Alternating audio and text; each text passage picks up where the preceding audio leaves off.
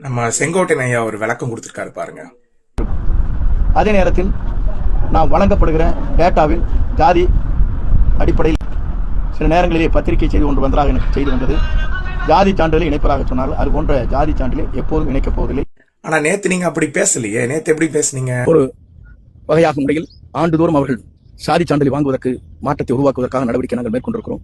Identity card என்று சொல்லப்படுகிற ஒரு அட்டையை வழங்கலாம் என்று நாங்கள் முடிவு செய்திருக்கிறோம். அவருடைய முகவரி, அவருடைய ஜாதி சான்றிதழ், அவருடைய ஜாதி சான்றிதழ், அவருடைய ஜாதி சான்றிதழ், அவருடைய ஜாதி சான்றிதழ், அவருடைய பிளட் குரூப், அதற்கு பிறகு ஆதார் அட்டை, அவருடைய தொலைபேசி எண் அனைத்து முதலில் இணைக்கப்படும் என்பதை மகிழ்ச்சியோடு தெரிவித்துக் ஐடி கார்டு, ஐடென்டிட்டி கார்டுன்னு நீங்களே சொன்னீங்க 2-3 தடவை.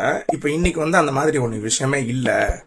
அதன் சாதி சான்றிதழ சேர்க்க போறது இல்ல, எந்த காலத்திலயும் சேர்க்க மாட்டோம் அப்படின்னு சொல்றீங்க. சரி, ஓகே.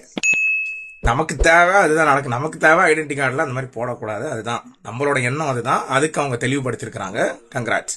ஆனா இதே நேத்து இவர் சொன்னாருன்ற ஒரு கேள்வி நமக்கு எழுது இப்போ. ஏன்னா நேத்து தான் நம்ம தாமரை எம்எல்ஏ இருக்கிறார்ல, டிவிகே மினிஸ்டர் ஒருத்தர் சரத், கில்லி சரத், அவரை பத்தின ஒரு வீடியோ வைரலா ஆன்லைன்ல போயிட்டு இருந்தது. அவர் அதுக்கு விளக்கமும் கொடுத்திருக்கிறார். இந்த மாதிரி குழந்தைக்கு மாத்திரை உடைச்சேன் அப்படின்னு சொல்லி. இப்போ இந்த விஷயத்துல இருந்து டைவர்ட் பண்றதுக்காக இந்த ஐடி கார்டு விஷயத்த பேசினாங்களான்னு தெரியல. மாத்திரை உடைக்கிறதுக்கு ஏடிஎம் கார்டு, போனு, 500 ரூபா நோட்டு மறைச்சு பண்றாங்கன்னு தெரியல. இல்ல அது அவங்க விளையாட்டுக்கு பண்ணாங்க அப்படின்னு ஒரு நரேட்டிவ் ஒரு சைட்ல போய்கிட்டு இருக்கு. அப்படி விளையாட்டுக்கு பண்ணாங்கன்னா அப்படி விளையாட்டுக்கு தான் நாங்க பண்ணோம் அப்படின்னு அந்த மாதிரி சொல்லியிருக்கலாம்.